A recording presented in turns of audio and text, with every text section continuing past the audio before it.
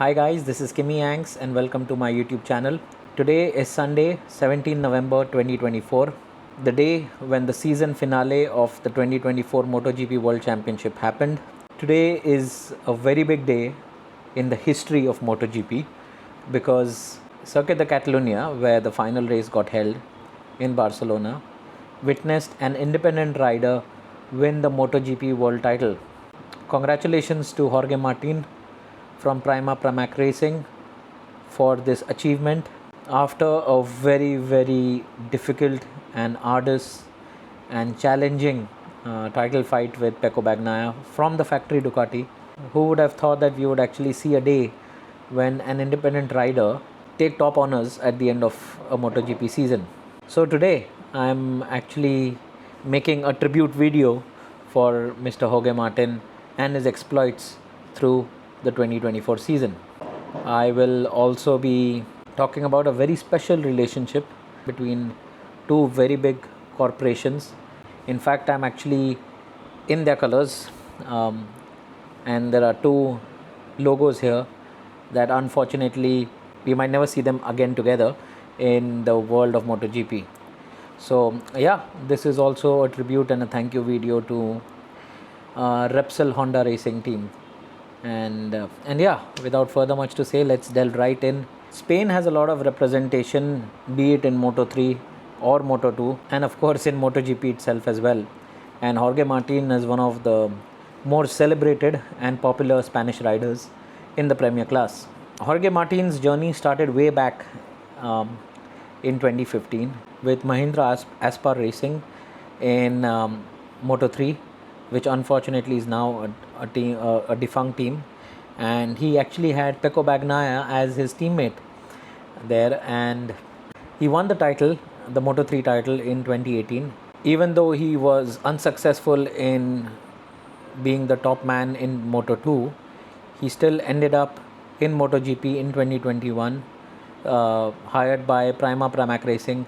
The thing with Pramac Racing is that they are an independent team, also known as a customer team, but they have the luxury of leasing the current year factory bike from Ducati. Now, if you all want to understand the understanding or the alliance that the factory team and this independent team have, you can actually check out my MotoGP guide videos. I'll be leaving the links in the top right hand side corner, so please do watch that. Unfortunately, this is the final year that Pramac Racing will be partnering with Ducati, and from next year Pramac will become a Yamaha customer team. Pramac Racing, they have two riders, and both these riders are contracted directly to Ducati, and Ducati was actually overseeing the progress of four riders simultaneously, the two from Pramac Racing and two of their factory riders on their factory bikes.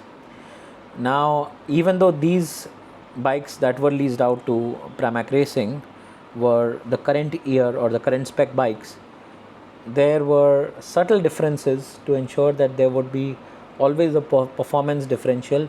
Ducati tried to ensure that it was always their factory rider or the one who actually rides their factory bike that turns out to be on top.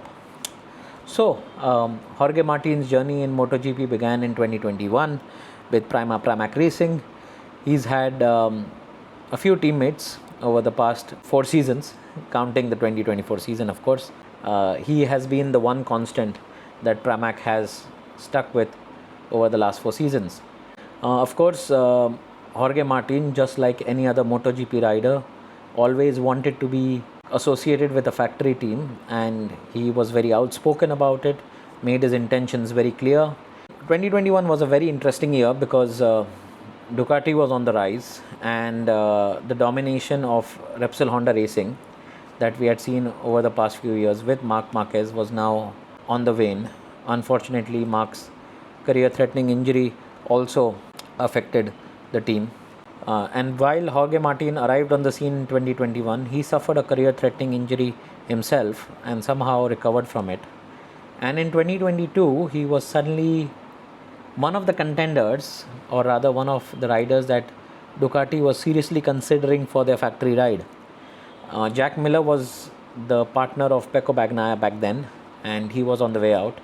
So Ducati definitely needed a new rider for 2023, and the two contenders were Enea Bastianini, who was riding the Gresini Ducati team bike that time, and Pecco and Jorge Martin, who was racing with Pramac Racing.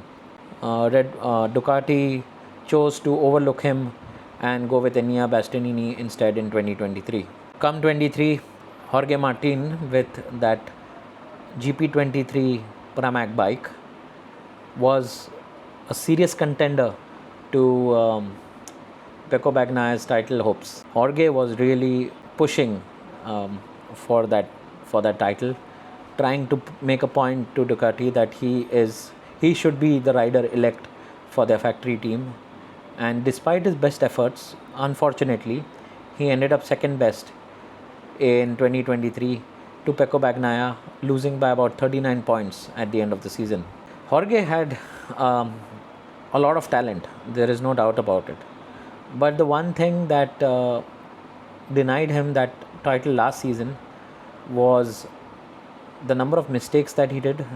Come 2024, this season, Pramac Racing still was a force to reckon with, and they still had the current spec factory bike, the latest spec factory bike from Ducati. Jorge Martin once again was spearheading the charge for the team. The protagonists, Pecco Bagnaia on the factory Ducati bike and Jorge Martin on the Pramac Ducati bike. While all this was unfolding, there was more news brewing in the background about Ducati now looking to replace Enea Bastianini with another rider to race alongside Pecco in 2025. Now, once again, all eyes turn towards Jorge Martin for that ride in 2025, and Jorge did make it clear once again that 2024 would be his last year with Pramac Racing, because he was now wanting to be associated with a factory team. It would have been a very easy decision for Ducati to make had it not been for a certain Marc Marquez. Marc Marquez, with all his success at Repsol Honda, eventually decided to walk away from the Japanese outfit. I do not blame him for that, because he had a very tumultuous time in 2023, with Honda basically being all over the place with its development path. Marc Marquez decided to make the jump to Gresini Ducati Racing for 2024, and Marc was actually riding the GP23 bike, which is an year older bike that Ducati leases to the Gresini team. He actually performed brilliantly, to the point that Ducati was now in a dilemma. They were now looking at three options. They had Enea Bastianini, who was already their current factory rider.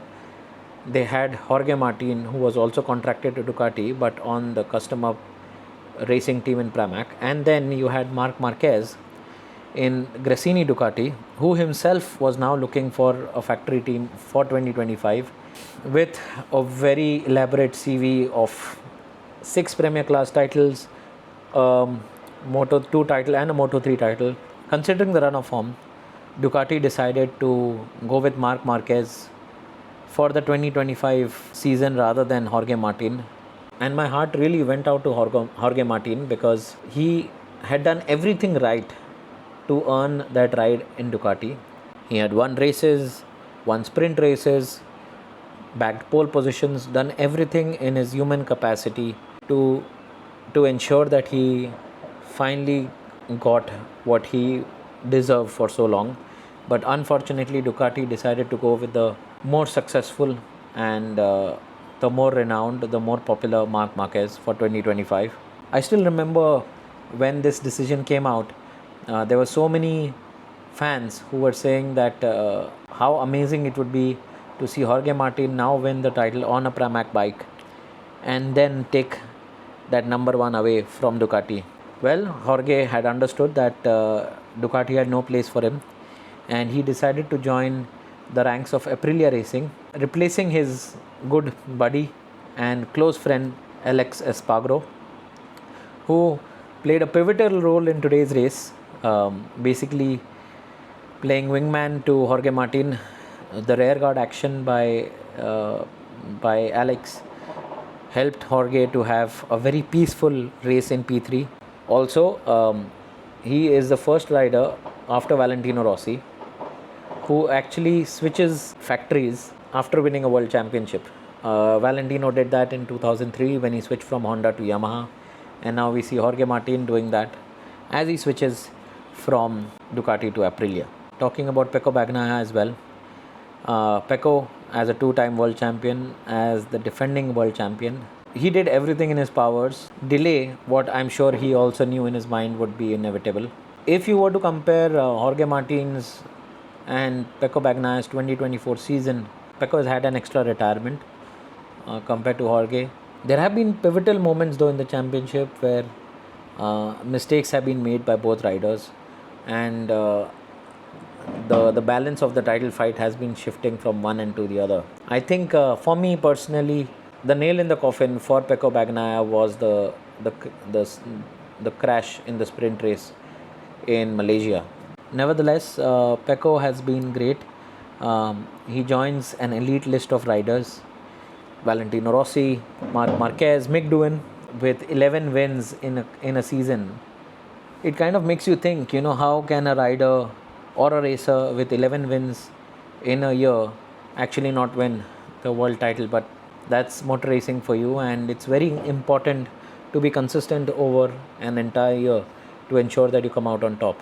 That is something that Jorge Martin managed to achieve, something that he could not in the 2023 season. And by his own admission, Jorge did say that there were mistakes that he made in the 2023 season, has made him more settled, has given him more experience, and has made him understand what it takes to actually win a MotoGP title. It's always not about being quick and fast, it's also about ensuring that you make less mistakes. So commiserations to Pecco Bagnaia and the Ducati Lenovo team.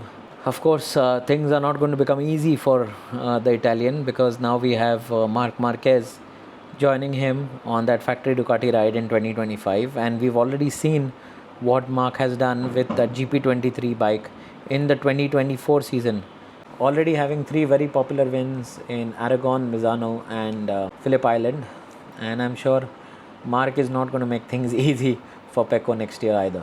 Besides sending Ducati a statement, I think it was very important for Jorge Martin to take this title, because honestly speaking, Aprilia is not really at the level that Ducati is at currently in MotoGP, and despite their best efforts, I do not see Aprilia going for the title in 2025.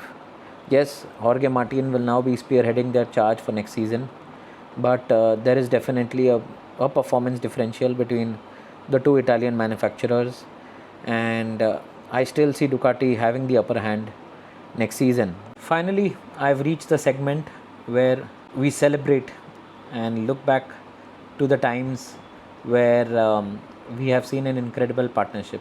I have been a Repsol Honda fan since the late 90s, 1998 to be precise. Repsol and Honda was a term that became synonymous with winning all these years. Allow me to read out the stats that HRC MotoGP's Instagram handle has uploaded. 30 years, 15 championships, 183 victories, 455 podiums. I was going through a gentleman's comment on the MotoGP's Instagram handle, where he says that back home in Spain, everybody over the years used to watch Repsol Honda's progress year by year. And this alliance has been so pivotal in bringing so many Spanish riders into the sport. We've seen so much Spanish representation, like I said earlier in my video, and a lot of it goes down to this partnership between Honda and Repsol. We've seen so many champions over the years. Mickey Doohan, my hero of course, Alex Crivell, Valentino Rossi, Nicky Hayden, Casey Stoner, Marc Marquez, and then so many celebrated riders like Dani Pedrosa, Andre Dovizioso. That orange livery used to be such an inspiring sight for us all these years. And but yeah, motorsports can be cruel.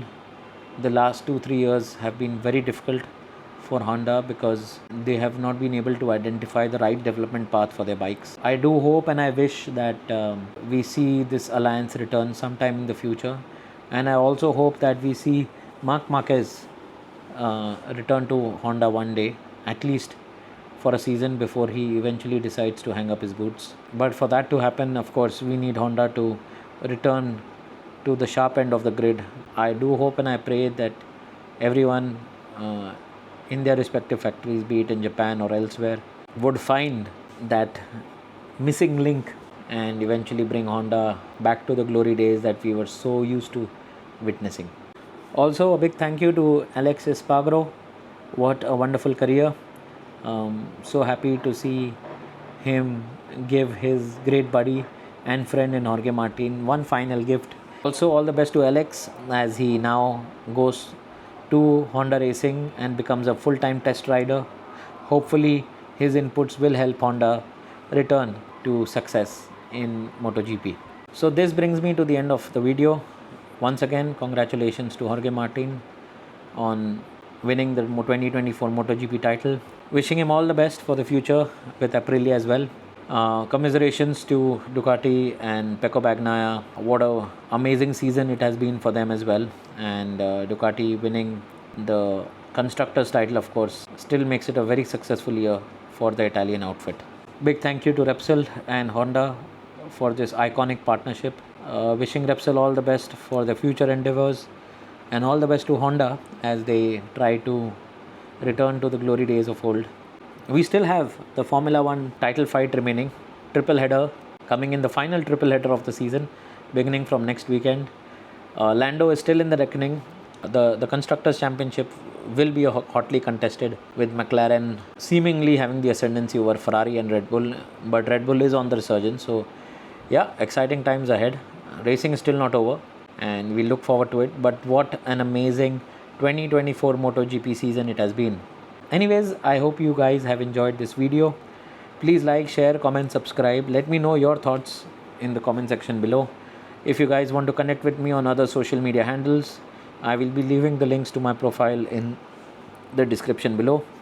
This is Kimi Yang signing off. Take care guys, stay safe and enjoy the rest of your Sunday.